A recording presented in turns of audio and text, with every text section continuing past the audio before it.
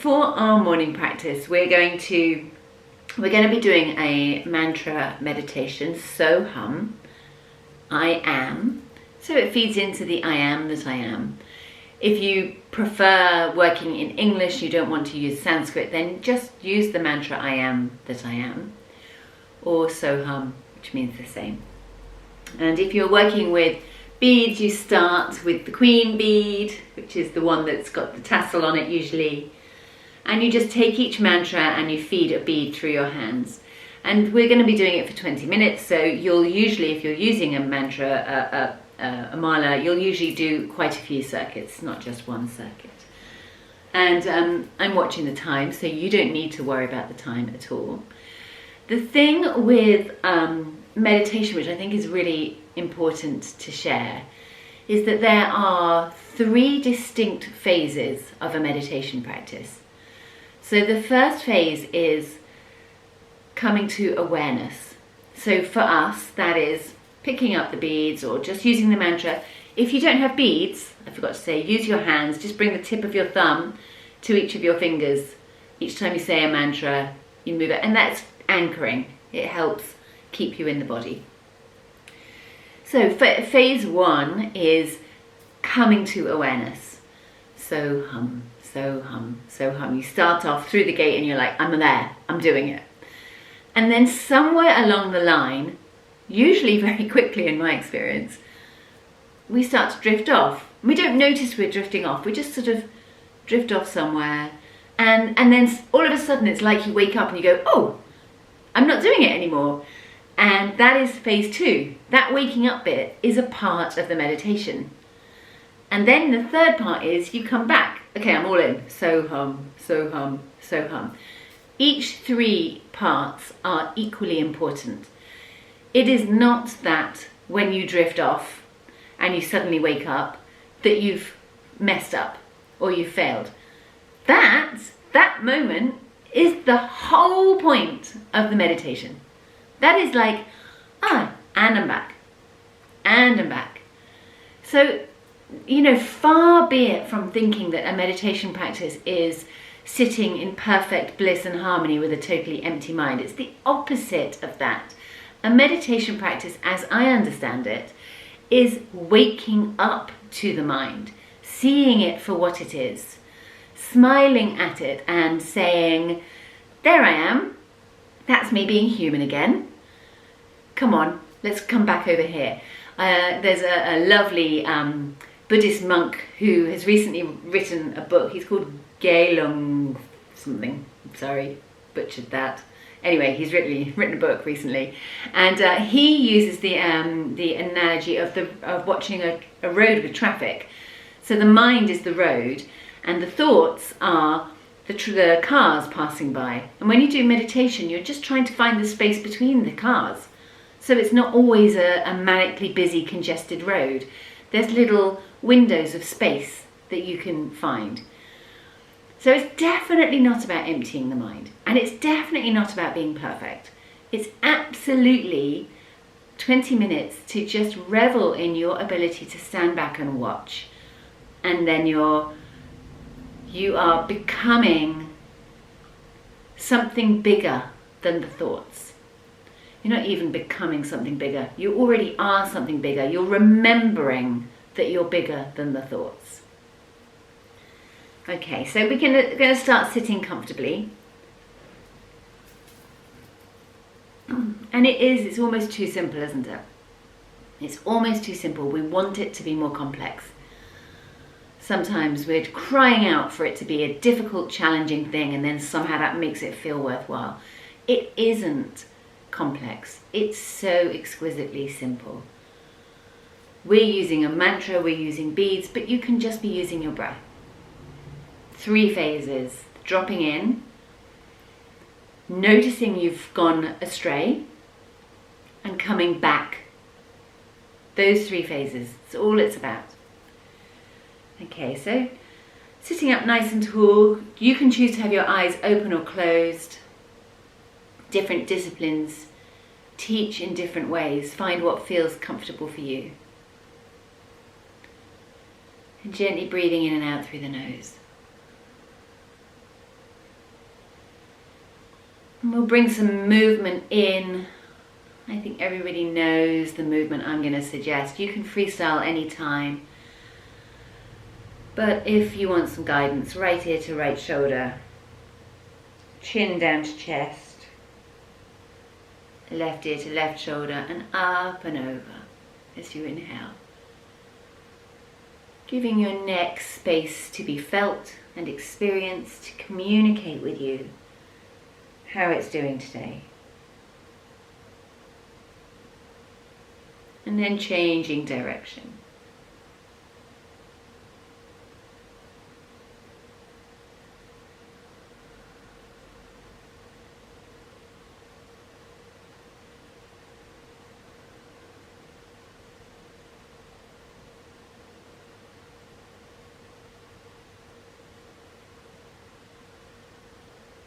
Coming up to center, circling your shoulders.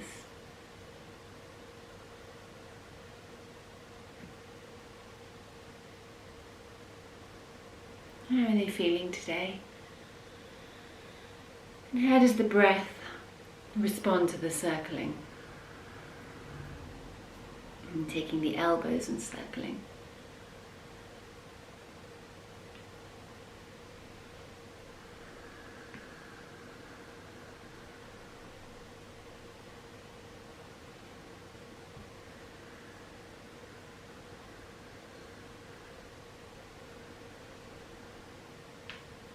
Making it feel as glorious as it can. And then when you're ready, circling the heart, letting the lower back have its moment. Slow and steady circles.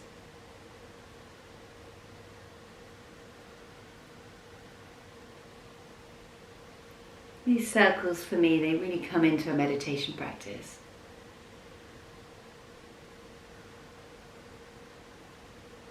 My body just loves to circle this way. I wonder if yours does too. And then changing direction. And can you help it to feel more fluid, more instinctive? Less following external instruction, more following internal impulse.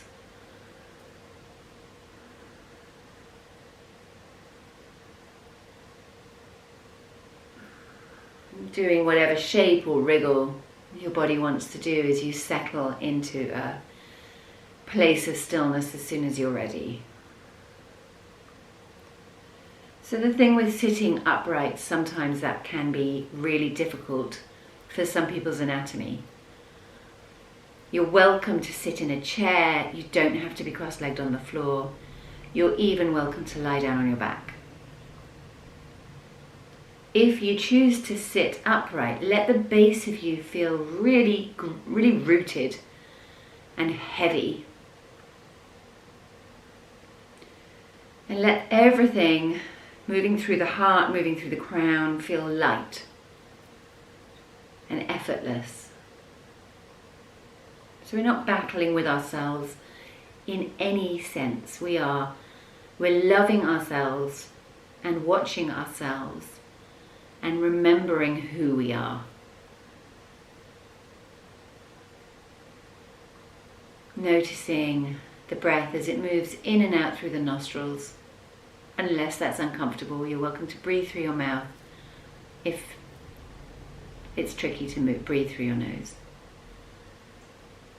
But as long as it's comfortable, breath through the nose.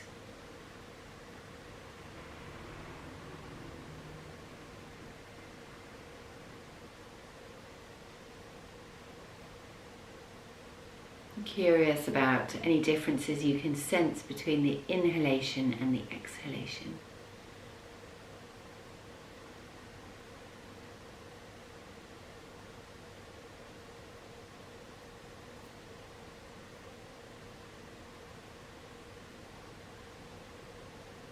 And tongue gently pressing up into the roof of your mouth. It's not forced, it's a gentle movement. And perhaps with that you can sense some softness around the jaw, around the teeth. Like like a melting sensation.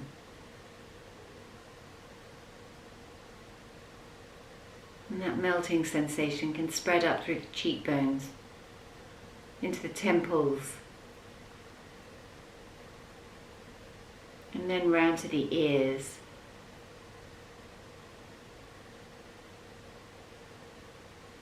As you start to notice the sounds within your space and the sounds beyond your space. Maybe if you're lucky, there's even a trace of birdsong you can hear.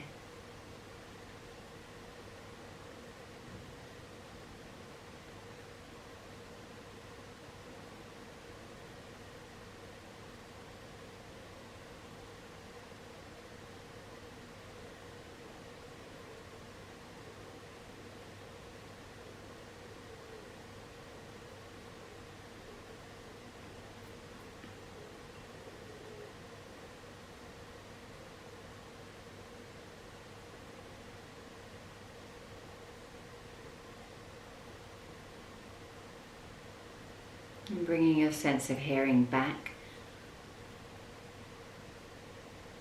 to the intimacy of your body. Perhaps you can hear the sound of your breath, the beat of your heart.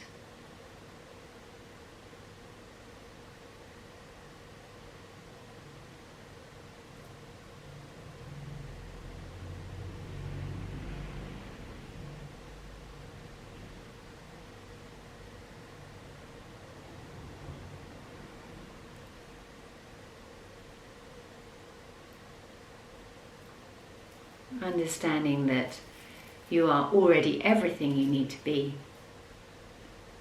So there's no agenda. There's just a playfulness, a curiosity as we move into our meditation practice, curious as to what we may find, and loving each part of those 3 stages.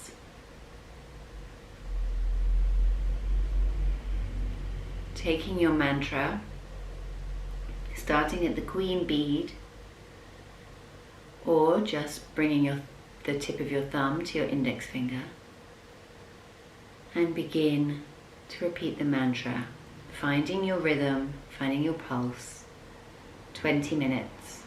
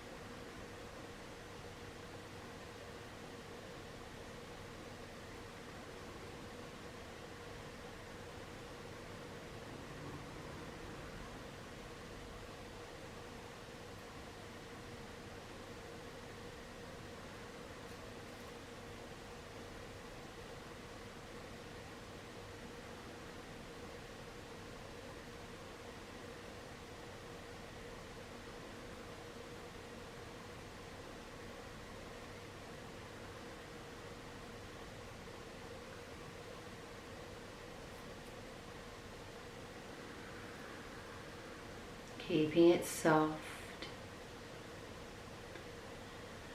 noticing if any tension creeps into the face or the shoulders or the hands. We don't need to cling to the practice.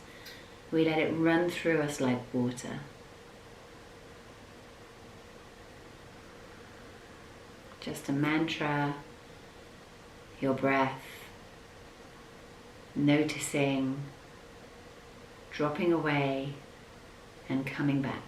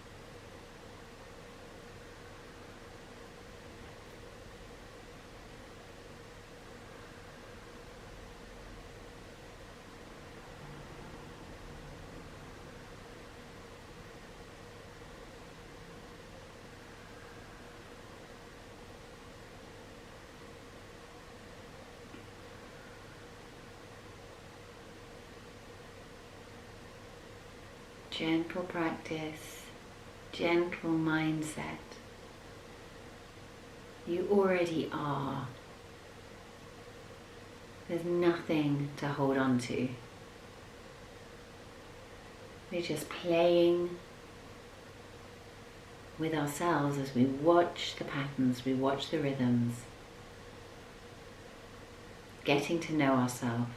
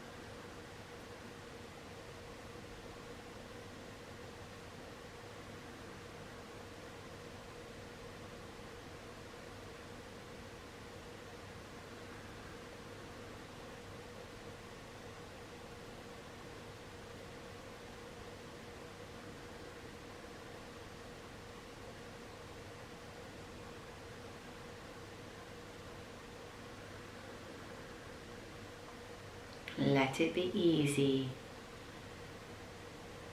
Let it be kind.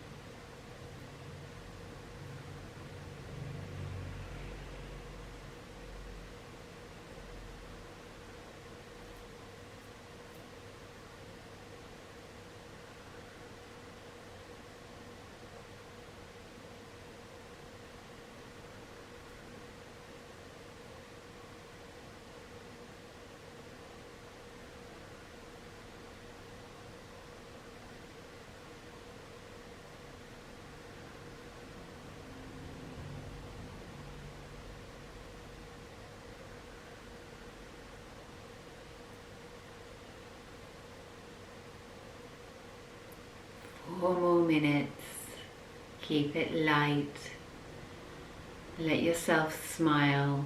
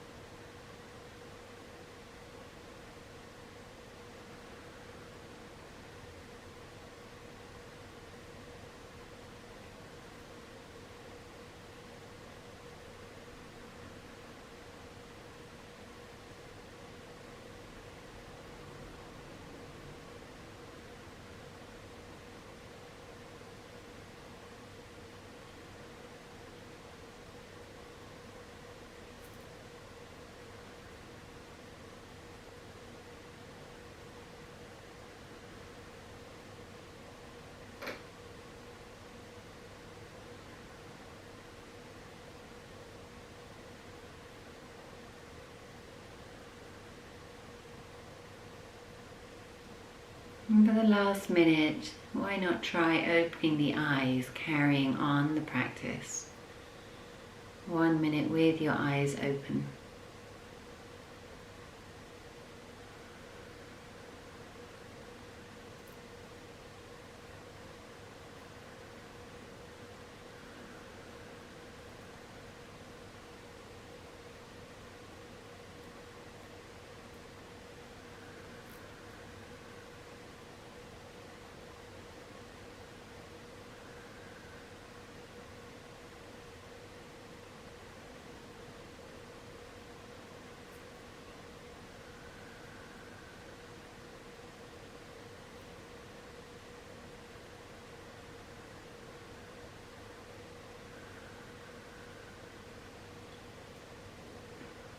And then letting the mantra go, using your eyes to expand out to the side. See if you can stretch your peripheral vision.